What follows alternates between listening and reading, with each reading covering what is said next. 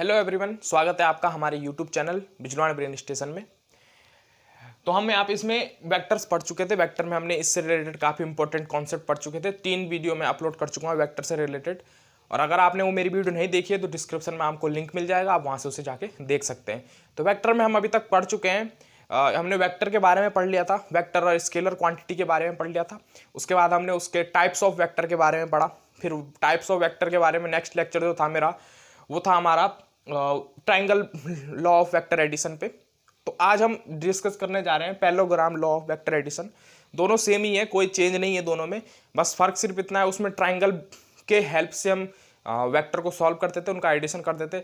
और वैसे जो ये triangle law of vector addition है वो ज़्यादा कहीं यूज नहीं होता है, केवल वो कुछ स्पेशल केस में यूज किया जाता है। तो जो पैरेललोग्राम लॉ हम आज पढ़ने वाले हैं वो हर एक वेक्टर को सॉल्व करने में यूज हो जाएगा, ठीक है ना। इसके बाद एक polygon law of vector addition है, उस पर भी मैं एक वीडियो बनाऊंगा। तो पहले हम यहाँ पे डिस्कस करेंगे। आज हम parallelogram law of vector addition, types of vector हम कंप्लीट कर चुके हैं। उसमें एक यूनिट वेक्टर हमारा एक रह गया था, कुछ टेक्निकल प्रॉब्लम की वजह से वीडियो बीच में स्किप हो गई थी, तो उसको हम अलग से कवर करेंगे यूनिट वेक्टर में, जिसमें हम यूनिट वेक्टर का स्पेशल करेंगे। आई कैप, जे कैप और के कैप के बारे में जब हम पढ़ेंगे तो वहाँ पे हम यूनिट वेक्टर को अलग से लेंगे। तो चलिए आज हम ये शुरू करेंगे parallelogram law of vector addition. मैं थोड़ा सा रिवाइज करा दूं आपको पीछे का triangle law of vector addition में। उसमें हम क्या लेते थे कि हम कोई 2 वेक्टर हम लेते थे triangle law of vector addition में। तो कोई 2 वेक्टर लेते थे और उस वेक्टर में हम क्या करते थे कि जो फर्स्ट वेक्टर है उसके हेड से दूसरे वाले वेक्टर के टेल को जोड़ देते थे। ये हमारे पास था। तो जो फर्स्ट वेक्टर का जो टेल होता था वो सेकंड वेक्टर के हेड से जोड़ने पे उसका रिजल्टेंट वेक्टर हमें मिलता था। मान लो ये ए वेक्टर हो गया, ये बी वेक्टर हो गया, तो इनका रिजल्टेंट वेक्टर फर्स्ट वाले वेक्टर के टेल से और सेकंड वाले वेक्टर के हेड से मिलेगा हमें इनको ज्वाइन करने पे। तो इनका रिजल्टेंट वेक्टर ये हो जाता था R equal to a vector plus b vector, ठीक है।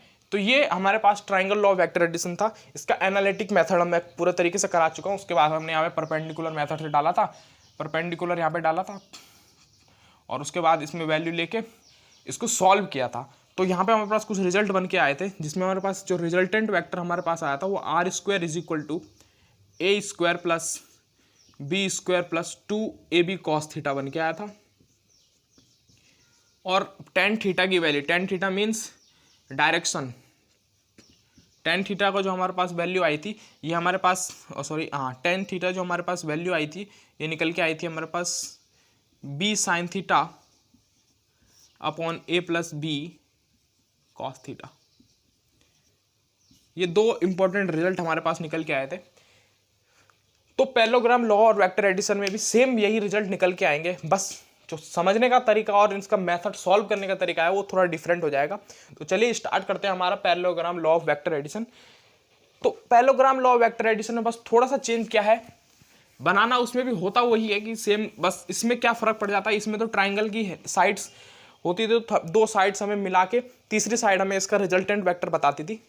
लेकिन इस parallelogram law of vector addition में क्या है, मान लो हमारे पास 2 वेक्टर है जो मैग्नीट्यूड एंड डायरेक्शन दोनों रिप्रेजेंट कर रहे हैं। उसके बाद अगर हम इन दोनों वेक्टर को किसी भी पैरेललोग्राम के हेल्प से, किसी पैरेललोग्राम के स्ट्रक्चर के हिसाब से इसके टेल टू टेल इन्हें ज्वाइन कर दिया जाए। मान लो 2 वेक्टर हमने लिए, ए वेक्टर और बी वेक्टर, और इन दोनों वेक्टर को हम टेल टू टेल ऐड कर दें।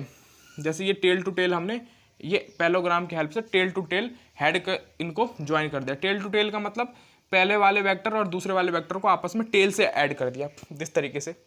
तो इनका जो रिजल्टेंट वेक्टर बनेगा वो रिजल्टेंट वेक्टर क्या बनेगा, इन दोनों वेक्टर के बीच का, बीच से जो एक रे निकलेगी वो कैसे निकलेगी। कहने का आशय ये है यहाँ पे कि जो पैरेललोग्राम लॉ है वो एक पैरेललोग्राम की तरह हेल्प करता है किसी भी वेक्टर को सॉल्व करने के लिए। तो दोनों वेक्टर को हम मान लो, ये दोनों जो वेक्टर हमने लिए ये किसी पैरेललोग्राम की साइड है, किसी भी पैरेललोग्राम की 2 साइड है, ठीक है ना। तो जस्ट पैरेललोग्राम का क्या होता है, अपोजिट साइड पैरेलल्स होती है आपस में। तो दैट अगर हम इसको कंसिडर करें आगे की ओर, अप्रोच करें, एज्यूम करें डॉटेड फॉर्मेट में, तो कुछ इस तरीके का ये फॉर्मेट बनने वाला है। हम यहाँ पे देख सकते हैं इसको डॉटेड लाइन से जो मैंने बनाया है। तो ये कुछ इस तरीके का स्ट्रक्चर लेके आएगा पैरेललोग्राम की हेल्प से, पैरेललोग्राम वेक्टर लेके आएगा। पैरेललोग्राम का स्ट्रक्चर ये लेके आ रहा है, PQRS से हमने नाम दे दिया, ठीक है। तो दोनों साइड अपोजिट है, आपस में पैरेलल रहेगी।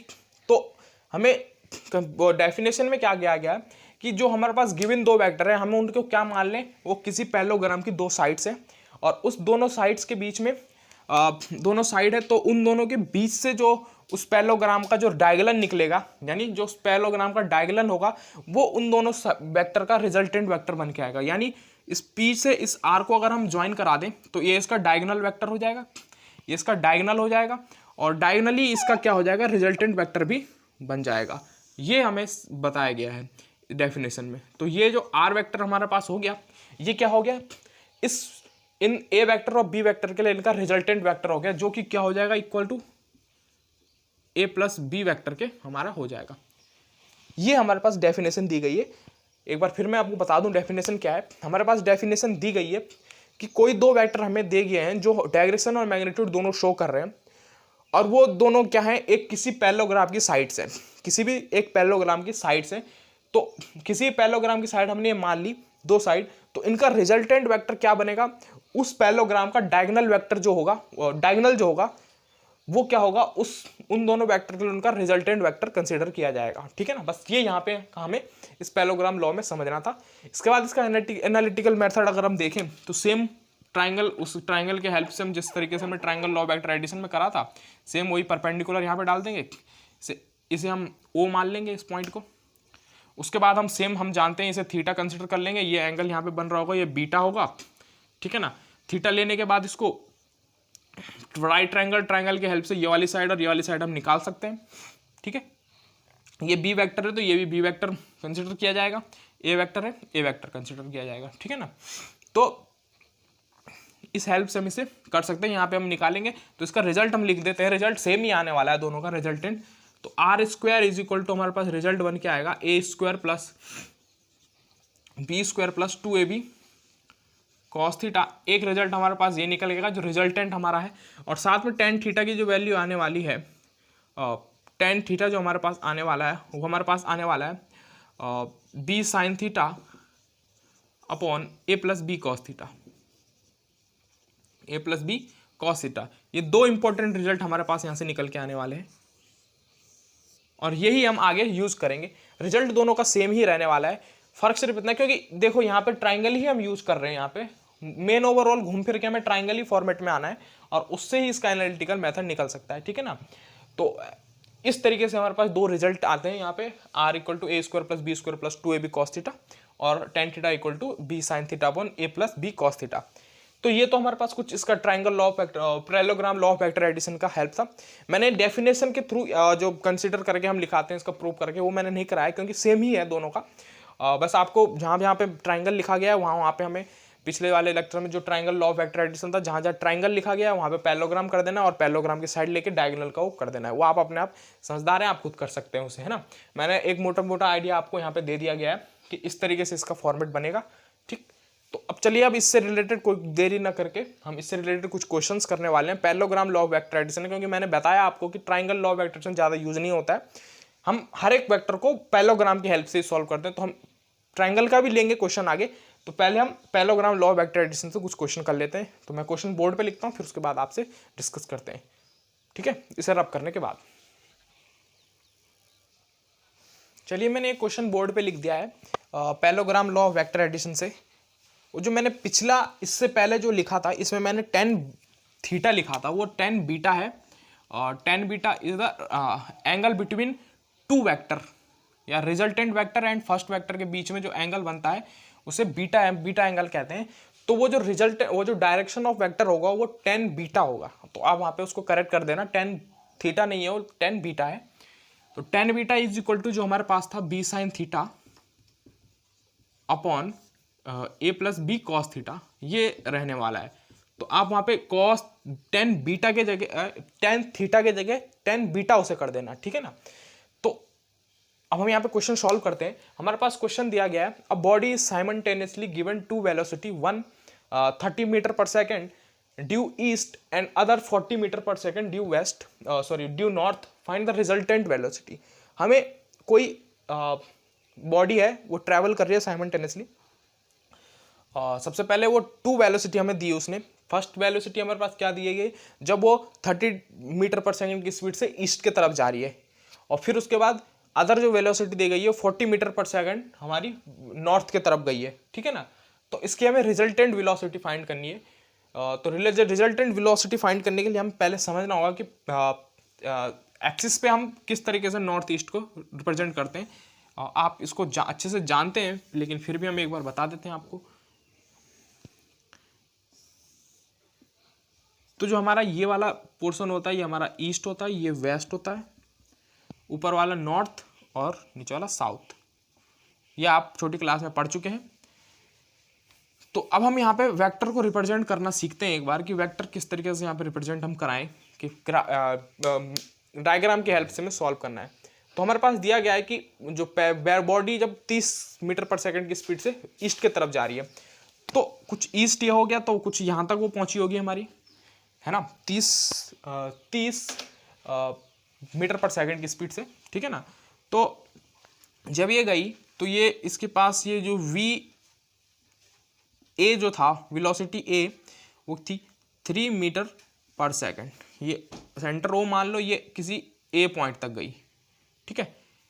नेक्स्ट हमारे पास दिया गया है कि जब ये 40 मीटर पर सेकंड की स्पीड से गई, तो ये किस डायरेक्शन में गई, ईस्ट के डायरेक्शन, नॉर्थ के डायरेक्शन में गई, ठीक है। तो यहाँ से हम देखेंगे ये 40 मीटर पर ईस्ट नॉर्थ की तरफ गई, तो कुछ यहाँ गई होगी, तो ये वेलोसिटी ये हो गई, ठीक है। ये हमारे पास क्या हो गया, इसका हमारे पास वी बी हो गई, ठीक है ना। यहाँ पे भी इसको कंसिडर कर सकते हैं हम। तो अगर आप देखें तो ये एग्जैक्ट पैरेललोग्राम लो, तो पैरेललोग्राम बन रहा है, इसको हम कंसिडर क्या करेंगे, एक पैरेललोग्राम बन रहा है, ठीक है ना। ये क्या बन रहा है, एक पैरेललोग्राम बन रहा है, क्योंकि ये वी बी यहाँ वाली डायरेक्शन हमारे पास दी गई है वी बी, ठीक है। और ये कितनी दी गई है हमारे पास, ये हमारे पास दी गई है हमारे पास 40 मीटर पर सेकंड।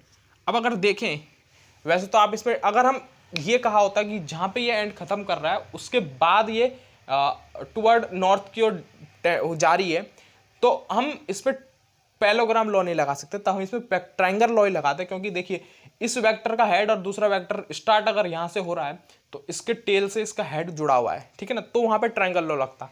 लेकिन हमें कहा गया है कि इनिशियल पॉइंट से ही जा रहा है, ये हमें कंसिडर ये करना है कि इनिशियल पॉइंट से ही जा रहा है। एक बार ईस्ट की तरफ गया 30 मीटर पर सेकंड की स्पीड से, और एक बार 40 मीटर पर सेकंड की स्पीड से नॉर्थ की तरफ गया। तो इनका रिजल्टेंट वेक्टर अब देखें, ये दोनों पॉइंट क्या है, इनिशियल पॉइंट दोनों टेल से स्टार्ट हो रहे हैं, तो इनका रिजल्टेंट वेक्टर जो बनने वाला है वो कुछ ये बनने वाला है, इनका resultant vector diagonal of this. तो अब इसको हम पैरेललोग्राम ही कंसिडर कर लेंगे। वैसे हमें पता नहीं है कि एक्चुअली किस डायरेक्शन में उठ गया, थोड़ा सा भी लैटिट्यूड और एल्टीट्यूड के फर्क पड़ सकता है लैटिट्यूड का। तो अगर हमें वो एग्जिट मिल जाती तो हमें इसका पैरेललोग्राम की हेल्प से उसे कर सकते थे, लेकिन यहाँ पे कुछ हमें दिया नहीं गया, तो इसलिए हम इसको पैरेललोग्राम ही कंसिडर करके करेंगे। तो हमारे पास वी और वी बी हमें मिल गया, तो ये जो हमारे पास रिजल्टेंट बनेगा ये हमारा इसका वी वेक्टर, इसका रिजल्टेंट ये बन जाएगा। तो चलिए इसको सॉल्व करते हैं। तो हम जानते हैं रिजल्टेंट हमारे पास क्या होता है, तो रिजल्टेंट जो हमारे पास बनेगा वो V square is equal to हमारे पास होगा V A square plus V B square, V A square plus V B square, ठीक है ना। अच्छा, ये हमें यहाँ पे इसका मिल जाएगा, ठीक। और देखें अगर आप, क्योंकि अगर आप देखें तो इन दोनों जो वेक्टर है, इन दोनों के बीच में जो एंगल बन रहा है, ये वेक्टर हमारे पास जो एंगल, क्योंकि ये एंगल जो बन रहा है ये 90 डिग्री का बन रहा है हमारे पास, है ना। क्योंकि जो हम यहाँ पे देखेंगे, क्योंकि कॉस थीटा यहाँ पे आता है, तो कॉस थीटा का मतलब थीटा जो है एंगल है वो दोनों वेक्टर के बीच में बनने वाला एंगल है। जो थीटा एंगल है वो दोनों वेक्टर के बीच में बनने वाला एंगल है। तो हम देखेंगे कि भाई जो दोनों वेक्टर है हमारे पास, ये हमारे पास वी ए वेक्टर और वी बी वेक्टर, इन दोनों के बीच में जो एंगल बन रहा है 90 डिग्री का बन रहा है। क्योंकि हमने जब पीछे पढ़ा था, तो अगर रिजल्टेंट और किसी वेक्टर के बीच में जो एंगल बने, रिजल्टेंट और वेक्टर के बीच में जो एंगल बनता है वो एंगल होता है हमारा बीटा एंगल, जिसे हम tan बीटा से रिप्रेजेंट करेंगे, वो लिखा भी है वहाँ पे। और अगर दो वेक्टर के बीच में अगर कोई एंगल बन रहा है तो उसे हम थीटा एंगल कहेंगे। तो ये जो एंगल बन रहा है ये 90 डिग्री का एंगल बन रहा है दोनों वेक्टर के बीच में, वी ए और वी बी के बीच में। तो यहाँ पे V A square plus V B square plus 2VA VB cos 90 degree यहाँ पे लिया जाएगा, ठीक है ना। ये आपको यहाँ पे समझने वाली बात थी। उसके बाद तो कुछ है नहीं इसमें सॉल्व करने के लिए। तो इसके बाद हम यहाँ पे देखेंगे V square is equal to V A की वैल्यू हमारे पास क्या है 30 दे रखी है, इसका whole square, plus V B की वैल्यू हमारे पास 40 दे रखी है, इसका होल स्क्वायर, और 2VA VB cos 90 जीरो हो जाएगा, तो ये पूरा टर्म जीरो हो गई। इसके बाद V square is equal to ये हमारे पास 900 हो गया, प्लस ये हमारा 1600 हो गया, और V square is equal to ये 2500। तो v इज इक्वल टू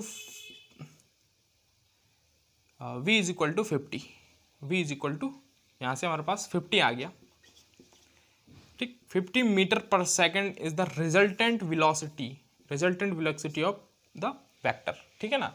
तो ये हमारे पास रिजल्टेंट वेलोसिटी हमारे पास इसकी निकल के आएगी। और अगर आपको इन रिजल्टेंट और वेक्टर के बीच में बीटा जो एंगल है उसे भी निकालना है तो हम इसके फॉर्मूले के हेल्प से निकाल सकते हैं।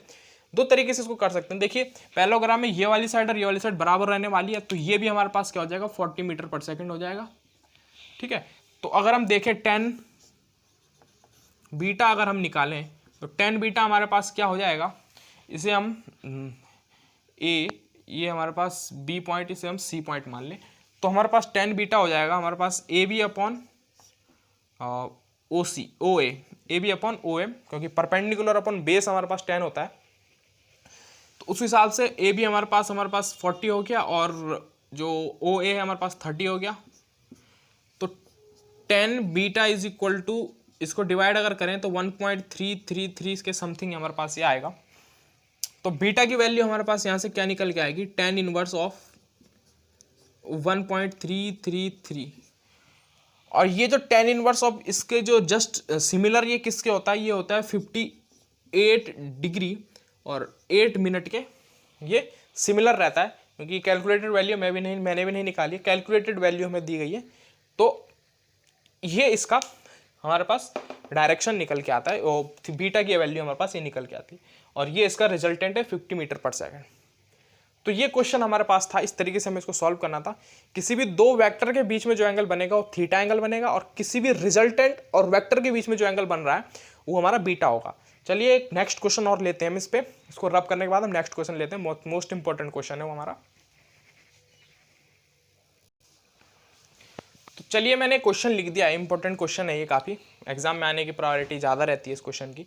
हमारे पास क्वेश्चन दिया गया है, two equal force have their resultant equal to either, resultant equal बता रहा है, what is the inclination between this two vector, vector का है, वेक्टर के बारे में पूरा क्वेश्चन लिखा है कि हमारे पास दिया गया है कि दो वेक्टर हैं वो भी आपस में इक्वल है, और साथ में जो उनका रिजल्टेंट आ रहा है वो भी उनके उसी के बराबर आ रहा है। तो इससे क्या आप समझे आप कि तीनों आपस में इक्वल हैं। तो अगर तीनों चीज इक्वल हो गई, मान लो कोई वो वेक्टर हमारे पास क्या है, let the vector is P and Q respectively,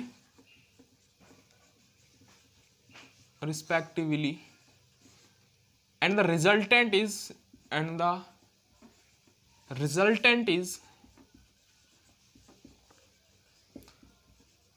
R, ठीक है ना। तो ये आपस में इक्वल हमें क्वेश्चन में बताए गए हैं, तो दैट मीन्स क्या होगा, P is equal to Q and is equal to R। ये यहां से हमारे पास इसका रिलेशन हमें निकल के आया। तो हमें इन दोनों वेक्टर के बीच में इंक्लिनेशन बताना है कि इनके बीच में इंक्लिनेशन क्या रहने वाला है, यानी एंगल इनके बीच में क्या रहने वाला है, थीटा की वैल्यू फाइंड करनी है। अगर हमें कहता कि वेक्टर और रिजल्टेंट के बीच में तो बीटा निकलता, दोनों वेक्टर के बीच में तो थीटा निकालना है। तो हम जानते हैं, क्या जानते हैं हम, रिजल्टेंट हम जानते हैं कि हमारे पास क्या होता है resultant, R square is equal to हो जाएगा P square plus Q square plus 2PQ cos theta. अब ये तीनों आपस में इक्वल है, तो तीनों को कुछ भी कंसीडर कर सकते हैं, अब या तो P कर लो या Q कर लो या R कर लो। तो हम क्या कर लें, P कंसीडर कर लेते हैं हम इसको, तो P अगर कंसिडर करें हम तो क्या हो जाएगा, R square is equal to P square हो जाएगा यहाँ पे, फिर P square as it is रखेंगे, प्लस क्यू स्क्वायर को हम क्या रख सकते हैं, पी स्क्वायर रखेंगे, प्लस 2p स्क्वायर हो जाएगा ये, और कॉस थीटा। ओके, नाउ हम देखें, एक पी स्क्वायर से तो एक पी स्क्वायर कैंसिल आउट हमारा हो गया। इसके बाद हमारे पास क्या बचा, हमारे पास बचा इधर P square plus 2p square cos theta is equal to 0। P square अगर कॉमन लें तो 1 plus 2 cos theta is equal to 0।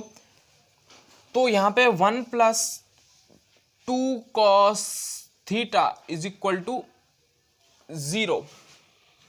ठीक है, ये हमारे पास यहाँ से बच गया। अच्छा, इसके बाद हाँ 1 को उधर भेजेंगे तो ये हो जाएगा 2 cos theta is equal to -1, और cos theta is equal to -1/2, -1/2। ये हमारे पास निकल के आ गया इसका। अब थीटा की वैल्यू हमें निकालनी है। देखिए थीटा जो हमारा लाई कर रहा है वो माइनस में कर रहा है लाई, दैट मीन्स माइनस ये कहाँ पे होगा हमारे पास 180 माइनस थीटा, हम इसको कर सकते हैं 180 माइनस थीटा, समझ रहे हो आप, 180 माइनस थीटा ये हो सकता है हमारा। तो यहाँ पे इसको देखेंगे सॉल्व करके,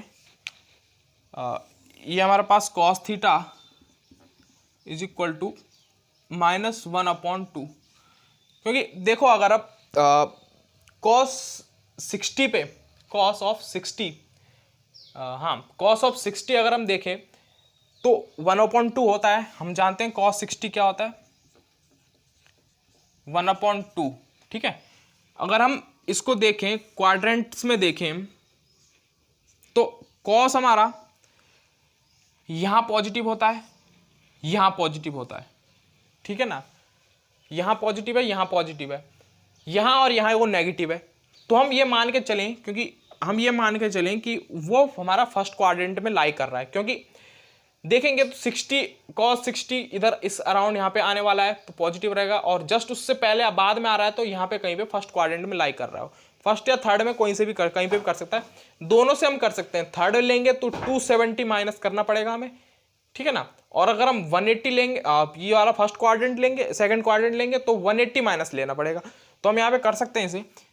तो हम क्या करें कि भाई cos theta is equal to, इसको हम क्या लिख सकते हैं, इसको पॉजिटिव अगर हम बनाना, इसे हमें नेगेटिव ही रहने देना है, तो हम क्या कर सकते हैं, इसको हम कर सकते हैं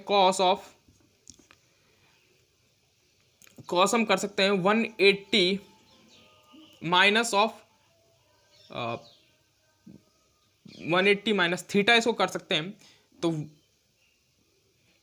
180 minus theta that means 180 minus of 60 degree, 180 minus 60 degree, ये हम कर सकते हैं यहाँ पे, क्योंकि 180 में से 60 डिग्री हम माइनस करेंगे तो हमारे पास ओवरऑल क्या बचेगा, सेम वही वैल्यू निकल के आएगी। ठीक है ना, तो यहाँ पे हमारे पास क्या निकल के आ गया, cos theta is equal to cos of 120 degree, यानी कॉस 120 डिग्री की जो वैल्यू है हमारे पास वो हमारे पास होती है -1/2। ठीक है ना, तो यहाँ पे आप देखें, क्योंकि यहाँ से भी अगर हम करते ना तो वही निकल के आता। यहाँ पे हमें क्या करना पड़ता, यहाँ पे हमें एग्जैक्ट वैल्यू हमें पता नहीं है कि यहाँ पे 120 क्या होने वाली है, इसकी वैल्यू cos 1/-1/2 की वैल्यू क्या होने वाली है, क्योंकि हम यहाँ पे तो हम जानते हैं cos 60 1/2, cos 60 हमारा 1/2 होता है, तो यहाँ पे डायरेक्ट हम लिख सकते हैं। तो cos 120 हो गया, तो थीटा इज इक्वल टू हम क्या हो सकता है, cos inverse cos of 120 degree. और ये प्रॉपर्टी आप अच्छे से जानते हैं, 12th में हमने पढ़ चुकी है, 12th में आपने पढ़ चुकी है। तो थीटा इज इक्वल टू हो जाएगा 120 डिग्री। और डायरेक्ट वैल्यू भी हम देख सकते हैं कि भाई, क्योंकि थीटा पहले वैल्यू पॉजिटिव बनती है, 0 से 90 डिग्री तक पॉजिटिव बनती है, उसके बाद 90 डिग्री से 180 डिग्री तक नेगेटिव बनती है। तो उस हेल्प से भी आप इसको सॉल्व कर सकते थे। cos 60 हमारा -1/2, तो आगे जो cos 120 होता तो cos 60 1/2, तो cos 120 -1/2 बन जाता। तो theta is equal to -120 degree. ये हम यहाँ से कर सकते थे। इसको हम क्या लिख सकते हैं, कॉस 180 माइनस थीटा, तो कॉस ये हो जाता। अच्छा यहाँ पे थोड़ा सा मिस्टेक है, यहाँ पे हमें लिखना था इसको कॉस 180 माइनस 120 डिग्री, क्योंकि ओवरऑल हमें लाना क्या है, 60 ही लाना है बीच में, ठीक है ना। तो इस तरीके से हम इसको सॉल्व कर सकते थे, ठीक है। तो कॉस 180 माइनस थीटा, तो कॉस थीटा ही बनना था ये, और फिर उस हिसाब से ये सॉल्व करना था, इसलिए यहाँ पे 120 ही लिखना था, क्योंकि ओवरऑल डिफरेंस 60 का ही रहने वाला है बीच में, ठीक है ना। और 180 क्योंकि निगेटिव वैल्यू है तो 60 तो आना ही चाहिए कम से कम इनके बीच में, है ना। आप समझ रहे होंगे क्योंकि आप ट्रिग्नोमेट्री अच्छे से पढ़ चुके हैं 12th में, और नहीं पढ़े तो आप पढ़िए उसको, 11th में भी ट्रिग्नोमेट्री है, ये कॉन्सेप्ट उसमें है। तो यहाँ पे देख सकते हैं कि 180 माइनस 120 अगर करें तो ओवरऑल डिफरेंस 60 ही रहने वाला है। 180 में से माइनस कर रहे हैं तो यानी सेकंड क्वाड्रेंट में आ रहा है, सेकंड क्वाड्रेंट में थीटा ही बन के आ रहा है। जस्ट इसको उल्टा लिखा है, अगर हम इधर से लिखें तो ये पहुंचते हैं, और उल्टा लिखा है इसको जस्ट, ठीक है ना। तो ये समझने वाली बात है, इसको समझ सकते हो आप अच्छे से, ठीक है। तो आज की वीडियो में हमने parallelogram law of vector addition पढ़ा, ठीक है ना, और उससे रिलेटेड को 2 मोस्ट इंपॉर्टेंट क्वेश्चन हम कर चुके हैं, ठीक। तो मेरी आने वाली नेक्स्ट वीडियो में कुछ और इंपॉर्टेंट क्वेश्चन हम लेंगे, उसके बाद नेक्स्ट क्वेश्चन कॉन्सेप्ट पे बात करेंगे। तो मिलते हैं नेक्स्ट वीडियो में, तब तक के लिए धन्यवाद।